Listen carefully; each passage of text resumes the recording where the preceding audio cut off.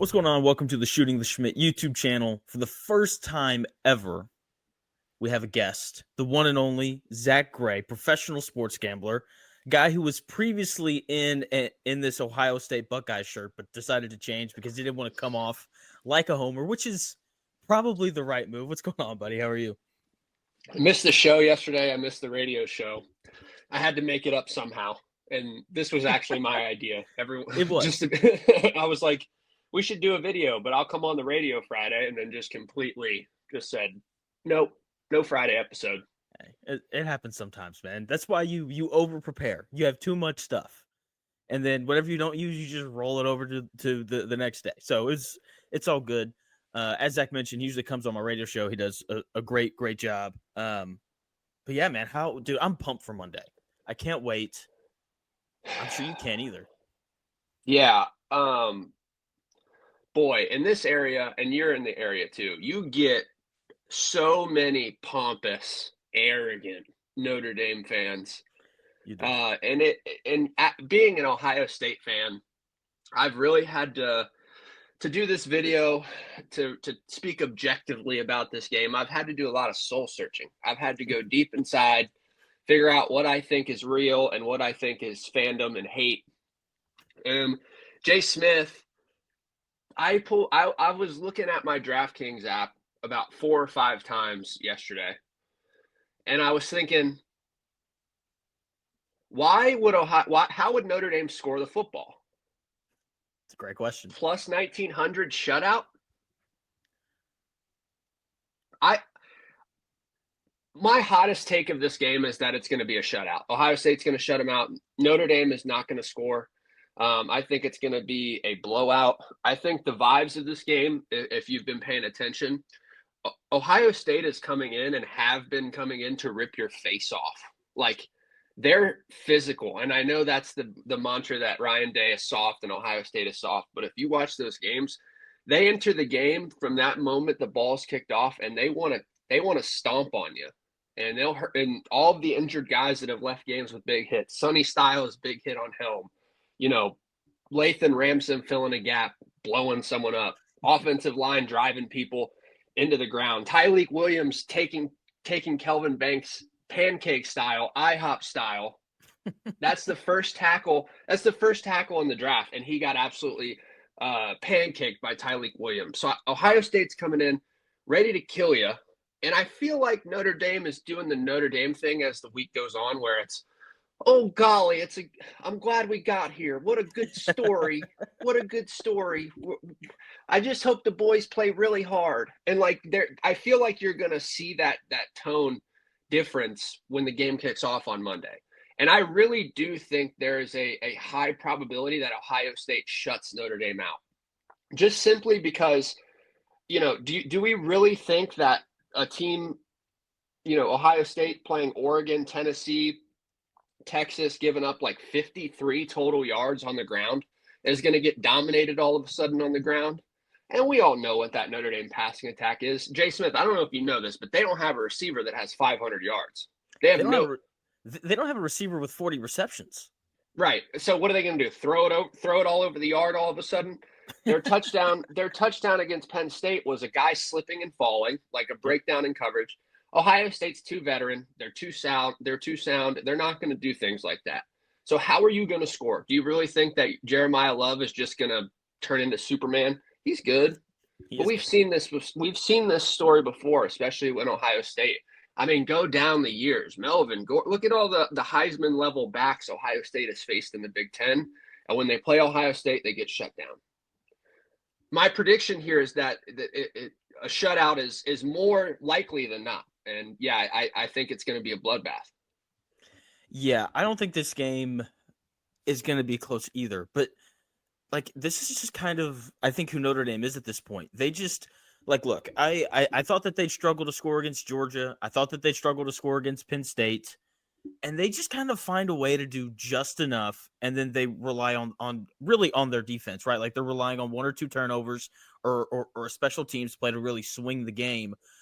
But as you mentioned, Ohio State's just been drubbing people, slowing down Georgia, who as we've talked about on the radio show, it just isn't the same Georgia this year. Slowing down Penn State, who has worse receivers than Notre Dame, is not the same as slowing down Jeremiah Love and the rest of these NFL wide receivers that Ohio State has. Not to mention the fact that they have two running backs that are probably going to be top 100 picks in this next NFL draft. Plus, when you factor in all the injuries that Notre Dame has on defense, I'm with you. I want to think that this game won't be close. But then again, like, I thought that they'd lose to Georgia. Thought there was a decent chance that they were going to lose to Penn State. And they just kind of find a way to be in every single game because they're just really tough and they're resilient.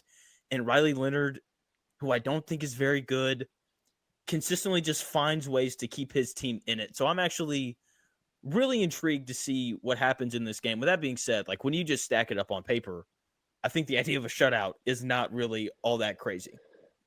I'm telling you, like, would I know if we asked people, they'd be like, no. But like, watching as much college football as we watch, as invested as we are in this, when shutouts happen, everyone's like, oh my gosh, a shutout happened. What other recipe would you want if you were gonna get a shutout? This fits all of the markers for a shutout of what it would look like. Yeah, I think you're exactly right. The only way it wouldn't be a shutout would be Ohio State's up 24-0 late. They're in the prevent defense, and Notre Dame scores 7 points really late or something like that. I think we could get something probably a little more similar to the Notre Dame and Indiana game where Notre Dame scores really, really late. This is a Notre Dame Ohio State show, Zach. This is a Notre Dame Ohio State show. Don't bring Indiana. No, I just think, if we get a garbage time touchdown, we get a garbage time touchdown. But it's kind of crazy, right? Where when we're thinking of Ohio State, like, their offense is the luxury this year. Like, their defense is the thing that makes them tick, and the offense is just kind of like the cherry on top, which is crazy, scary for Notre Dame. Yeah, it is, and I think you're exactly right. And I've got my Notre Dame keys to the game in terms of how they score and how they potentially win this game. Obviously, like, turnovers have to happen. Like, Will Howard's been awesome so far throughout these playoffs. Like, outside of the one interception that he threw against Texas, where he was clearly just trying to give Jeremiah Smith a shot to catch the ball, he's been pretty close to flawless. So I think that in order for Notre Dame to win, they've got to force at least one, probably two turnovers. Jordan Love has to carry the ball 25 times because Jordan Love is their best offensive player. Like, I know people Jeremiah. Thank you. Packers on your mind. I keep calling him Jordan Love. I've got it written down in my notes as Jordan Love. Jeez, Jonathan. Jeremiah Love, thank you. He's got to carry 25 times. He is their best player. And, like, as much as people love Riley Leonard and all that stuff, like, Jeremiah Love is their best player. He's got to touch it 25 times. He's been banged up, so I don't even know if that's possible. But him running it 25 times would tell me that they found some sort of success on the ground, which is going to be super tough. I was talking to a draft guy the other day, and he said Ohio State's 4 starting defensive linemen will all be top 100 picks, which is absurd. Meanwhile, Notre Dame's got this monster freshman left tackle, and it's just like, you played really well all year, buddy, but this is a little bit different. And so he has to run it 25 times, or my favorite Notre Dame stat that I think I've said every single week since they made the playoff, and I've said it will be the death of them, and it has not been yet. Riley Leonard has to have his first game where he throws for 250 yards. He has 0 on the year. He hadn't thrown for 250 yards once. And this is an incredibly tall order, considering the one thing that we've seen really through every single game, except for maybe Indiana, but then again, they didn't have to throw it against Indiana. They just kind of lined it up and ran it whenever they wanted, is, like, against Georgia, the receivers created 0 separation. Against Penn State, the receivers created 0 separation minus the big play, as you noted. And I'm not convinced that it's going to happen against Ohio State. So I think one of those two things, maybe both of those things, have to happen in order for them to win. Is that kind of what you see as well for Notre Dame? Yeah, and I think everybody that does the media thing has said the same thing one way or the other. but I'm just going to repeat it. The path for Notre Dame to win is extremely narrow, and it It involves is. everything you talked about. Big explosive plays by Riley Leonard, turnovers. Like, you're asking for a lot, though. You are. I think you're exactly right. And I got to be honest though, like I hope that Notre Dame wins. As someone who hates Notre Dame, and also I found it really funny, you were calling Notre Dame fans pompous and arrogant. It's like, have you met Ohio State fans? They're not they're not too far off from that either. But here's the reason why. The last time Ohio State won a title was 11 years ago, first year of the 14 playoff. Okay, and now they're going to win it in the first year of the 12-team playoff. And we've already had conversations, and you're like, we need a 14-team playoff. And I just think Ohio State fans are going to want to change the format every year because it seems like every time we change the format, they win a title. And so next year, you're going to be like, let's go to 14. And then you're going to win it all again. You'll be like, you know what? I think 16 is the right number. And we're just going to keep pushing it or maybe even pulling back a little bit to just to give Ohio State some sort of advantage. So in all seriousness, though, the drama if Ohio State loses. Ugh. I just because you said something earlier that is so true. Like Notre Dame fans, if they lose, you're gonna be like, hey, we finally got over the hump. We finally beat an SEC team, something we haven't done in forever. Like all that, like we're just kind of happy to be here. Stuff is gonna happen. Ohio State fans are gonna walk away like we should have won. We were clearly the best team. But like if they lose, we get all the Ohio State should fire Ryan Day and Lou Holtz is going to pop up on Twitter and say something outlandish, and it's going to be great. What do you think the response would be if Ohio State lost? Boy, first of all, I'm not letting you slide on this arrogant and pompous thing. Who has more of a reason to be arrogant and pompous? You're right. No, yeah, you're right. Notre Dame It's Ohio hasn't State. won anything in my lifetime. I'm 28 years old, and they haven't. Yeah. They've lost every big game I've seen them in up Yeah. until this year. So, how dare you? Second of all, I think the reaction. I mean, you can kind of tell where I'm leaning. I think most Ohio State fans are their thought right now is if we don't play the worst game of the year, we're going to be national champions. So if they were to lose, more than likely it would be a Michigan adjacent level performance. Yeah. Unacceptable. Now, Ryan Day wouldn't be fired. There would be a lot of great memories from this season. But I think, this is kind of weird to say. I think if they lose the national championship, the Michigan pressure gets even more ratcheted up. Yeah. And I think it's not really about losing the national championship as we head into next year. It turns the fire that is the white hot burn of the Michigan game, and it raises it up another 1,000 degrees. So I think that's the side effect of losing this national championship, and that's not good for Ryan Day because we know that he has a mental block. He gets his teams to have a mental block in that week, and like this could be if they lose this national championship. I know we've all talked about Ryan Day being fired. If he loses this national championship, I think that's the first stone that turns for him to actually real life be fired. Not the second one. I mean, it's 4 straight losses to Michigan. I figured that would be the first one.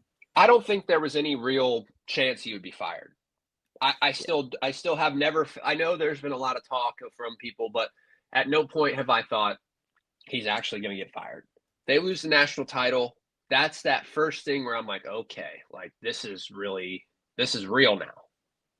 Yeah, especially since I think there's some similarities between, like, in terms of just style of play between like Notre Dame and Michigan, where it's tough, run the football, play good defense, all that kind of stuff. And it's just like, are these really the teams that Ryan Day is going to struggle with? Teams that are just a little bit more physical? Because that's concerning just from like this football standpoint of like you have to be tough and physical to win a lot of these games, which at the same time, it's like you beat all these other teams in the Big Ten that are good. I'm with you. Like I wouldn't understand the block of that, but I think it'd be fascinating from just like a making videos, doing a radio show standpoint. As much as I hate Notre Dame, and this, if they won, I would actually be kind of excited just for all the content that it would bring. Okay, it would be so I'm off Tuesday. I took Tuesday off after the national title. I can either celebrate and watch Joel Klatt and Ari Wasserman and whoever talk about how great Ohio State is, or I can wallow in my sadness. So either way, like I needed that day. But I think the media narrative is going to be super, super, super fun either way. Like, watch out for this. Ohio State wins the national title. Watch how people speak of Ohio State if they were to win the national title. And tell me if they really think what they thought prior is 100% true, or if they're doing that because they know that it gets emotions running high and things like that. You just watch that shift, because Ohio State, or because if they win the national title, we'll go to next year and people will start saying Ryan Day is the best coach in the country. Like that stuff will Yeah, happen. which would be a bit much for me because I would still take Kirby Smart. But if you want to say he was the second best coach in the country, I would. If they win, obviously, Yeah. then like I'd have no issue with that. But it's really interesting because like the GOAT's gone. He's not down there in Alabama anymore. Thank you, And said Buckeye fans across the yeah, country. and it's really interesting because look, like I think college football is just the sport is built and designed to have a dynasty. It just is. And Yeah. we saw Georgia take a step back this year. Look, Ohio State's always one of, if not the most talented team in the country. And like, and they've got, a ton of money. And it's just like, I'm just kind of waiting on like, who's the next, not Alabama, because the run that Saban went on is pretty crazy, but who's the next like dominant dynasty in college football? And if Ohio State wins, like this is maybe the beginning of that. Here's the thing. Ohio State has been the most consistent college football program in history of college football. And I don't, that's not me being a fan. I think you can go look back and think, and I think they have the most wins if you were 90 years old, all the way down to if you were 20 years old or something, like in Yeah. each decade. But they've never had that, like, holy cow, they're on a tear. Like, and I think the way things look now, with the way that their roster's been built out, the way that they kind of attack roster management, if there was ever a time for them to have a Georgia mini dynasty, Alabama dynasty type run, it's now, and it has to start now. Because I don't think you'll start. I think those runs will become few and far between as we get to, schools paying out 20 million and NIL being, kind of taking in reins. Like, I don't think we'll see that kind of dominance over long stretches. But if you're going to start it, you got to get it now. Yeah, that's totally fair. Yeah, and as guys get paid more and they hopefully iron some of this stuff out, make it a little more even, because schools like Ohio State and Texas and Michigan just forked out $10 million for an 18-year-old, which is the most insane thing I have ever seen. Until they get stuff like that reined in, I think, like you said, like that is the time to kind of go on this little like 2 titles in 3 years kind of run. But dude, I'm so excited for this game, really, as a whole. What else you got? I know we've each got a few different points. Yeah. I want to talk about Quinshon Judkins a little bit. Beast. Yeah. Diving into this game, right? Like, I think he's probably the X factor on offense. There's been something about him lately where it feels like he is on the precipice of having one of those games where he goes off for 150, 160. It was kind of weird towards the middle of the season. It just felt like he never had that extra burst. He was good, but it just felt like something was off. And I feel like ever since the Tennessee game, we have seen a version of Quinshon Judkins that's been better and better and better. And he plays hard, man. He plays so hard. And I think we'll see a conscious effort. Trey's obviously your receiving back. He'll, get outside, things like that. But I think you're going to see Notre Dame try and be who they are, play man to man. And I think Ohio State's going to have to run the football with Quinshon Judkins between the tackles. And I think he is going to have a huge game. I think the offensive line has gotten more confident as they've gone on at Ohio State.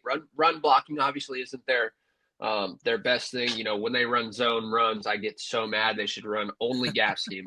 But that's a different story. But I think we'll see Quinshon start to get really physical carries late in the game to really put this thing away. I'm like, what if it's 17-0 or 20-0 or 21-0? I think we start to see the Quinshon effect come into play. And I could see him going for like 16 carries, 145 yards, and 2 touchdowns. Like, I think he's going to wear down the defense. And I think he's due for one of those games because he hasn't had one yet, but the signs are leaning towards he's about to pop. I'm not saying that you're wrong, because like you could be right on that. But did you just suggest that Notre Dame could play man to man against Ohio State and get away with it? I don't think they're going to get away with it. Okay, I just, the way that you said it was like it came off as Notre Dame's going to have some success playing man to man, so Ohio State's going to have to run the football. And I'm just like, I don't know, man. Like, I don't. Well, Like, I think they will have some success. I'm not gonna say like we're just gonna go down the field and score 50. I yeah, think that they'll be.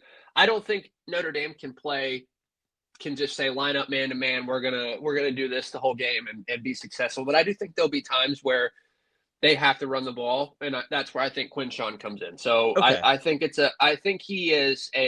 he's probably the best changeup that you can have in this game. Is what is yeah. kind of the overarching point.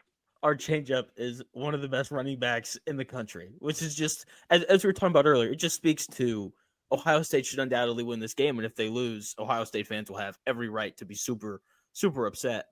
Yeah, I think you're right. Even though, I mean, Notre Dame's got, oh, I got to remember, I think the 11th ranked rush defense in the country, and that's having had played against, Army and Navy, 2 teams that run the ball more than anyone else. So against like traditional offenses, the run defense has been arguably the best in the country. But Pause. a lot of Pause. I don't think that's true. I think they gave up some stuff to Georgia. I think they gave up some stuff to that's Virginia. true. I think they've been ran on this season a little bit. I That's think fair. I think they averaged 6.3 yards per carry. That's service academies included, but it's not like you can look back and USC ran on like there's some The there's some USC game was signs. alarming. Yeah, that's fair.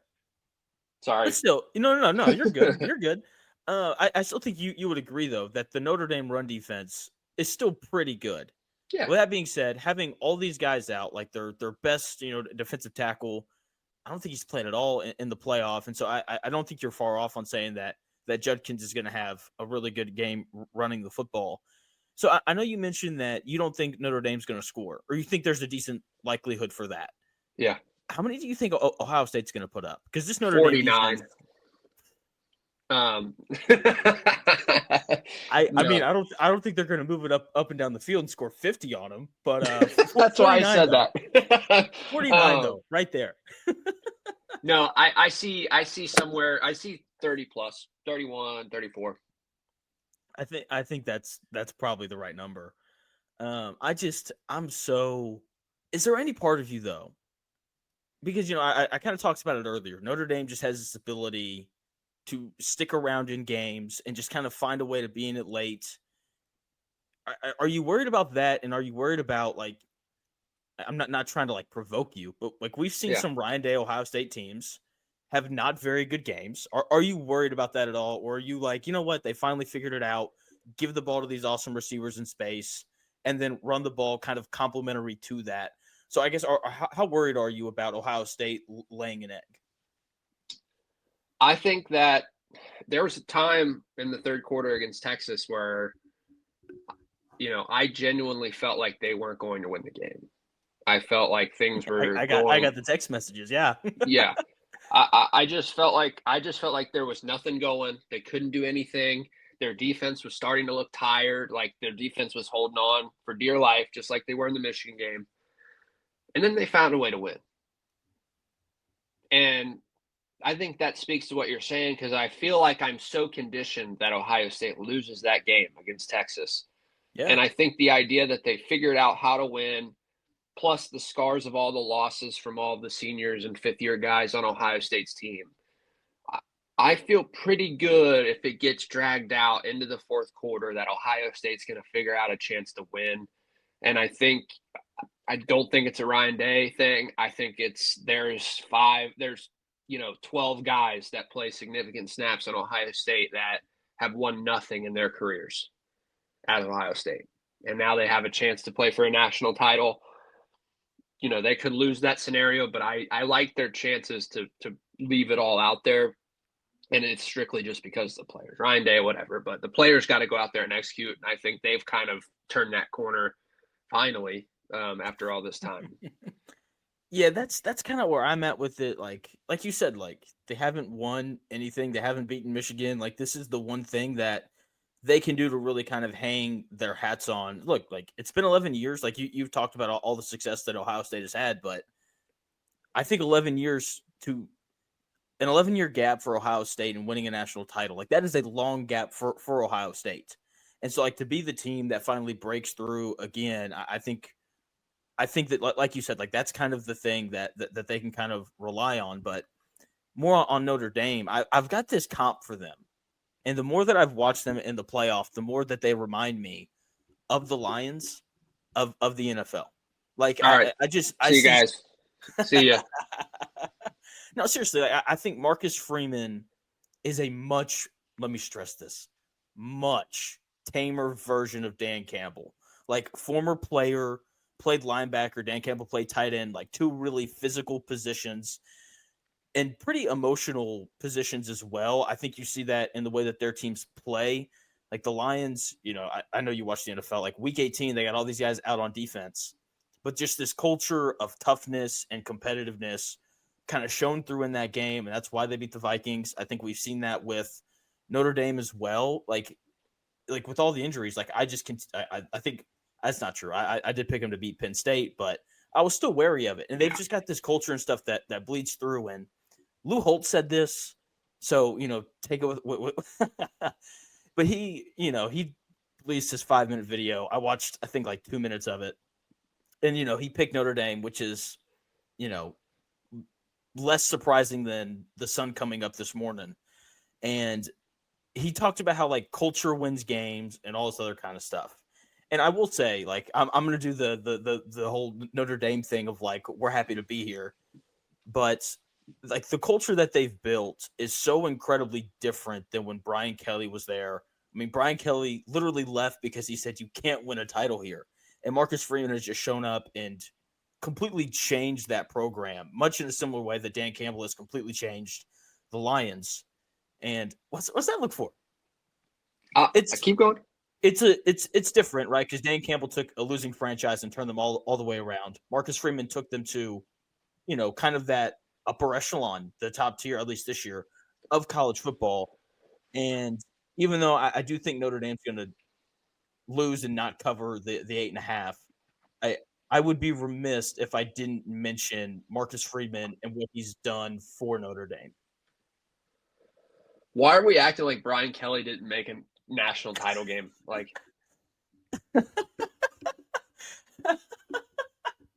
fair point. like Brian Kelly made playoffs twice, made a national title game, like, and still said that. Like, if Notre Dame loses, like that's still true.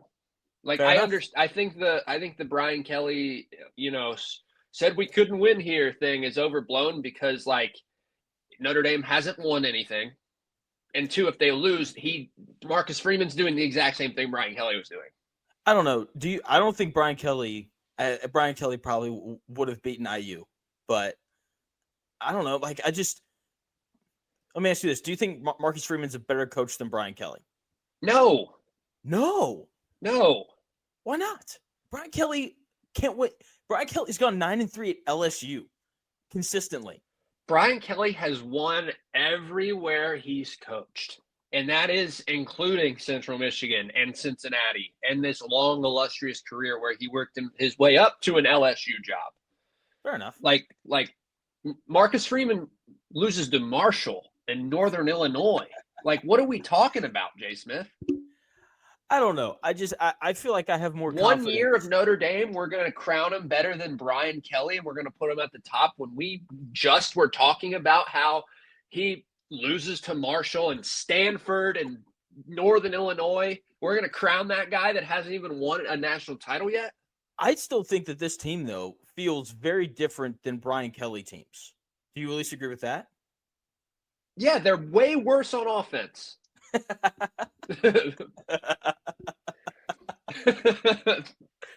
Fair enough. I don't know, man. Like, maybe this is just all the Marcus Freeman propaganda that's been It's poured out over these crazy. last couple weeks.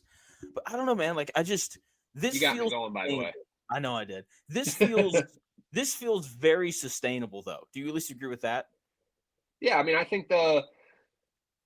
I think Marcus Freeman's a great culture guy. He learned from the best in Jim Tressel. Like, I mean, yeah, he's a Buckeye, Yeah. so he bringing all that stuff over, and that's, I mean, of course, right?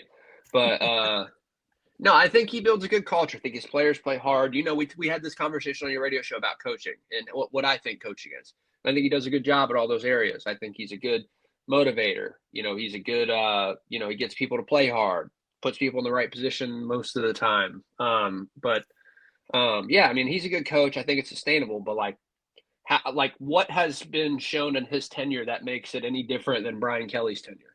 Nothing. He's won a playoff game. So is Notre Dame. I guess you're right. Yeah, who they beat that year? I don't remember. I'm being I don't know if serious. I don't actually know if they won a national title or if they won a playoff game. I know they made I it. don't think they won one. I thought that they played Alabama and they got crushed. I thought they played Ohio State one year and they got crushed. And I thought they only made the playoff twice under Brian Kelly. Are you I pulling don't it up? know. Yeah, I just like those years are weird. Those years are weird. They all kind of run together. The fact that the 14 playoff lasted for a full decade feels weird. It doesn't feel like it lasted that long. Notre Dame Here, there's a website that's got all of the results. has no college football playoff. Oh, they're 3-2 in the college football playoff. So yeah, they made the. So they won one. Yeah, well, they're 3-2. Their record's 3-2. So Brian Kelly would have gone 1-2 because Marcus Freeman's. Oh yeah. Well, this was. Yeah, you're right. Okay, so he won one. There you go. So okay, Marcus Freeman has twice as many college football playoff wins as Brian Kelly does. We'll edit out that's awful section we just had. I mean, it gives it some character. It's true. That's good. Those are my kind of three big points. Do you have any more? Yeah. I want to emphasize I want us to talk about some players. I know we've talked about some overarching things. I know we've talked about coaching, and I know we've mentioned some players, but on both sides of the ball, there's some studs. Like for me, this is what a national title looks like from a player standpoint. Like, look at both safeties for both teams, like NFL starters, like defensive line, linebacker. Like, you go down the list, and it's a lot of good players. I think the difference here is I think Will Howard is markedly better than Riley Leonard. I think Will Howard will play on Sundays. I think he is a smart guy. I think he processes things better than Riley Leonard. I think he processes things at an NFL speed.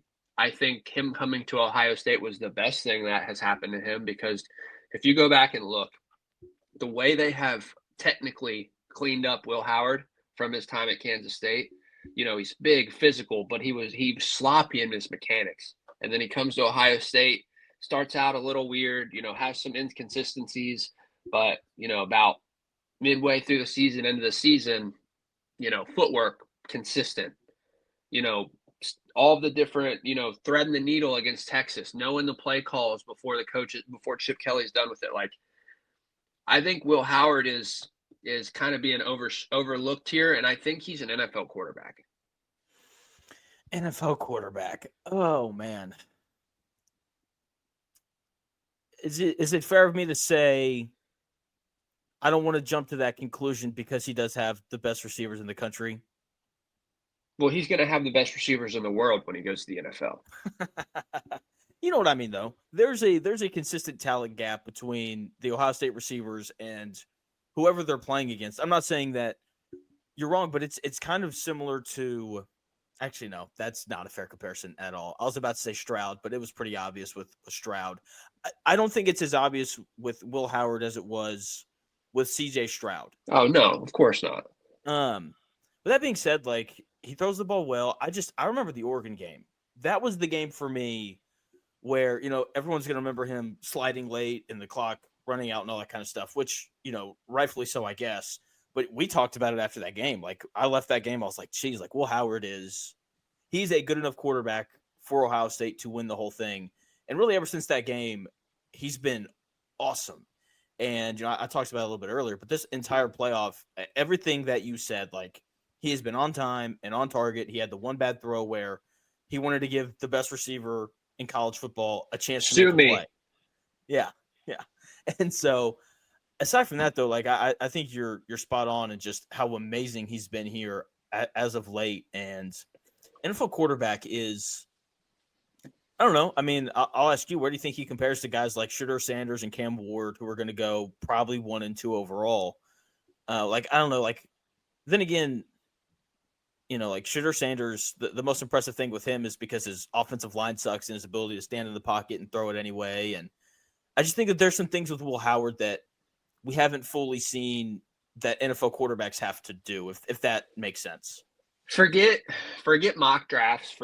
Just close your eyes for a second. And is it crazy that Will Howard has a longer NFL career than either of those guys? Like, I don't think that's like. I gotta close my eyes and really think about it. I don't think it is, because the hit rate on quarterbacks it's so weird, and so no, I wouldn't say so, because I think that you're right in terms of he's accurate, he throws the ball on time, he has a good arm. He's Like big. he definitely has the tools to be a quarterback. He is big and he's fast. He can move. Yeah. What else do you want? What else do I want? Oh, man. I don't know. Route. Can he look more like Josh Allen? Literally came into Ohio State and like stole the locker room. Like, is the leader. Like, everyone was like, yeah, Will's our guy. We follow Will. 1 year at a program like Ohio State. That's pretty impressive, man. It is. That's fair. He's a really good player. NFL quarterback for like a long time. Like, when you say long NFL career, like, you mean like starting quarterback, long NFL career, or just like top tier backup like, for a long time? I don't think he's going to be a superstar, but why couldn't he be Darnold or Jameis or, a Fitzpatrick That's type? Okay, I can buy into that. I can 1,000,000% buy into that. Yes. Yeah. I can see that. Okay. But I think people don't even think that right now is my point. Like, I don't think people think he plays in the NFL at all. Oh no, he's going to play in the NFL. He'll be a 5th, 6th round draft pick, and he'll be a backup somewhere. Maybe he'll get lucky and be like Aiden O'Connell and get to start a little bit because he goes to a dumpster fire organization. Not saying he's going to be Aiden O'Connell. Just talking about like the opportunity of it. One more thing for you, Jay Smith, on the player side, because I want to be even on Notre Dame side, and I know we kind of talked about Jeremiah Love, but I want you to tell me what Riley Leonard does well, and why it works so much for Notre Dame, and then I can give you my thoughts. I think he's, first and foremost, you talked about Will Howard being a really good leader. I do think the guys in the Notre Dame program buy into Riley Leonard. Seems like a great leader and all those things. Marcus Freeman said it after they beat Georgia. They're on the sideline or whatever, and Molly McGrath, who's just followed Marcus Freeman around ever since the playoffs started. She seriously, dude, like he gets off the plane and she's there to like interview him and all that kind of stuff. She's talking to Marcus Freeman and Riley Leonard's there or whatever, and they hug and he walks off. And Marcus Freeman talks about how competitive he is and how important of a trait that is to have in anybody, and especially your starting quarterback. And so I think his competitive, he's kind of got some like he's got some like Tim Tebow stuff in him, where like down to down he's not the most consistent, but I know that like on 3rd and 7, if he's got to throw it, I've got all the confidence in the world that he's going to make the throw. And I Or think he's going to that run and he's going to try to run and yeah, he'll die trying type of he's thing. going to get the first Yeah. down. Like maybe he's going to throw it, maybe he's going to run it. So I think he's got some like physicality and toughness.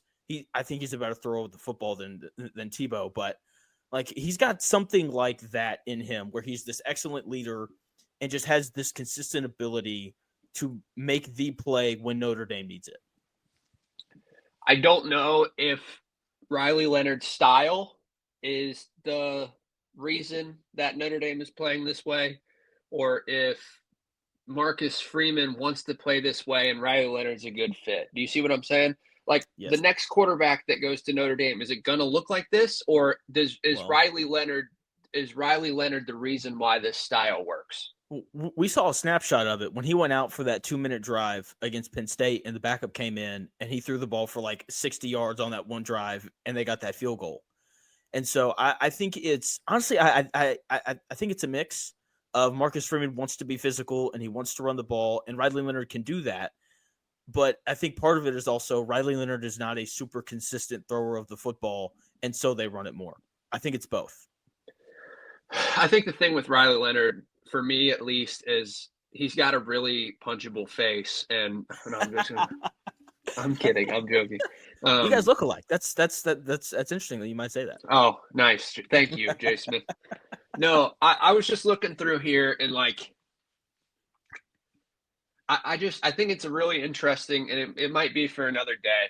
And it might take some years to figure it out. But I don't think anyone I think the expectations for Riley Leonard going into this year were we're going to get a thrower of the football. We're going to get a guy that can do the explosive things. And I think he's kind of, I don't want to say regressed, but morphed into this like gamer condensed, like put my head down and run you over like type of quarterback.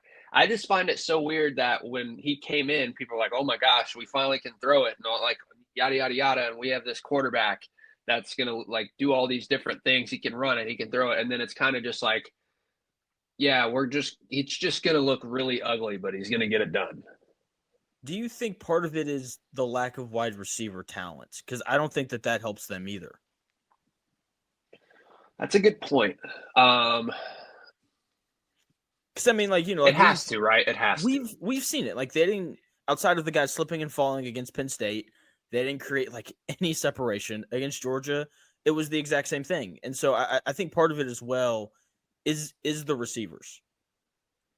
Yeah, I guess you're right. But when you have a run game that effective, like, why throw it?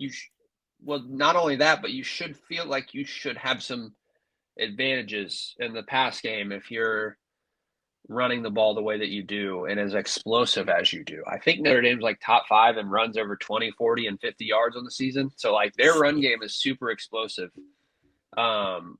which you would think would open up some areas in the pass. Like but it doesn't really seem to do so. So it might be a receiver's thing. But I just think you know, the Will Howard and Riley Leonard are like the same player that got put inside of a time warp machine and like what we thought Riley Leonard's best traits would be got passed to Will Howard, and what we thought Will Howard's best traits would be got passed to Riley Leonard. It's kind of weird to think about. You know what I mean? Like when Will Howard comes in, it's, oh, we got this guy, we're going to be able to run the quarterback. That's what everyone said. He doesn't run ever now. Like he just sits back there and throws. Like, yeah, they're running against Texas, but he barely runs the football. And I think when Riley Leonard got there, Notre Dame fans were like, oh, we're finally going to be able to throw it a little bit. Yeah. And that feels that's weird. I just thought of that. I think that's very strange. It is strange. That is interesting. That's a good point. I can't wait for this game. I'm so juiced. Like it's Saturday. I'm like kind of excited for Chiefs and Ravens. I forgot they played until you just said that. I forgot. I was so locked in on this. I will say though, we need to, you know, we talk about the format changing all the time in college football. Can we please play it on a Saturday? Saturday is for college football. Let's play the national title game on a Saturday. We're back. Sorry about that. I had an important phone call that I had to take. We're going to wrap up talking a little bit of Notre Dame special teams because whenever you watch a Notre Dame game, like they just have to bring up the special teams. It's like the open for Notre Dame. It's like, oh, the offense is terrible, but best special teams in the country. So, which to be fair, like part of why they beat Georgia is because of the kickoff return for a touchdown and things like that. So it is an important phase of the game. That's how lesser teams upset better teams. They make a big play on special teams. So, Zach, from like your perspective, how concerned are you about the special teams in this game? So if you'd asked me this question a year ago, I would have been terrified. I would have thought at least one punt was going to get blocked. They were going to take one back. Ohio State special teams was awful for a long time. But I think Notre Dame definitely has the special teams edge.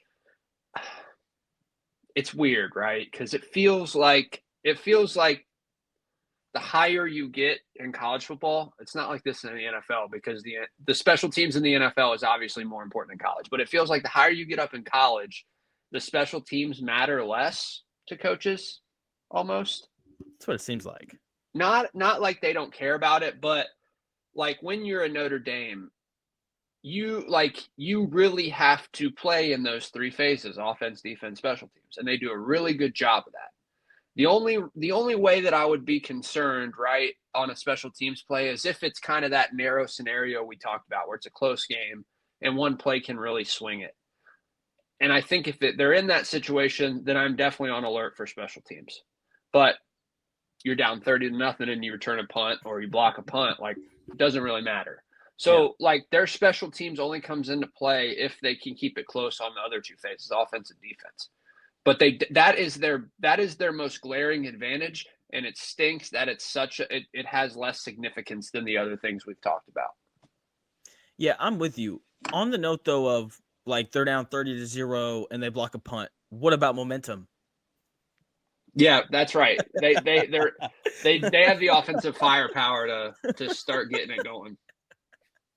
That's what the momentum's for. It gives them the firepower. I don't want to sound dismissive of Notre Dame. I just feel like I'm calling it how I see it. Like I feel like for people that are new to what we do, just so everyone knows, like I think I was the first person to be like, yeah, Notre Dame might go to the national title game. You sat back, you were like, Penn State, not very good. Georgia, overrated this year. So it has to be Notre Dame because, what going to be the Hoosiers? But that was before I said they could win a national title. And I think if you did, they were playing anyone else but this, HGH human growth hormone version of Ohio State, they would have a shot. But I just think there's too much energy rolling towards the Buckeyes here. I don't know if you want to give your actual final score, but I'll give mine. I'm going to do it, Jay Smith. Give me 37-0. Okay. I'm going to go 37-10. I'm calling a shutout. 34-10. 34-10. Clip it. Put it out. I'm calling a 37-0 Buckeye shutout, not because I'm a fan, not because I hate Notre Dame, but because I looked at this game, and to be bold, I think out of any game that we've seen in the playoffs this year, this is very, very clearly the most likely game to have a shutout in it in this entire playoff. Yeah, I won't disagree with that. Definitely most likely. Will it happen? I don't know. They're going to score in garbage time. That's just my expectation. They'll, first play, everyone looks good off of scripted plays. They'll move it to like the 30. They'll kick a field goal because, the Notre Dame special teams, man, out of this world. So, they may go up like 3-0 early, but I expect a Buckeyes roll from there. Yeah, well, we did it, Jay Smith. We did. We made a lot. I don't know how long this video is going to be. The recording time says like 40 minutes. That's kind of what I'm thinking. The recording time says an hour and a half, but I was on the phone for 30 plus minutes of that. So, Zach, I like this. I think we should do this more, like this type of medium a little more. I was going to throw this out to you. We go live right after the clock hits 0. Yeah, I'm down. We'll see you there. That's just another reason that I really hope the Fighting Irish win. Yeah, we'll see you there right after the game. I want you right after. It'll be great, Zach. Thanks for your time, man. As always, if you're new to the Shooting the Schmidt YouTube channel, subscribe, do all those great things. We're at 69 subscribers, which is, I hate to move off that number, but we need to. We're trying to move forward. So if you made it to the end, thank you. And if you like gambling, if you like data, follow me on Twitter at ZG the Grapevine. College basketball, college football. Give projections out for every single game, daily, weekly, whatever it is. So ZG the Grapevine on Twitter. My Patreon's in the bio. And I've made Jay Smith's listeners bunches of money, He really buckets has. of money. I've made like four. I've made like 4 or 5 people billionaires. So No subscribe. Zach, thanks for your time, man. See you, buddy. See ya.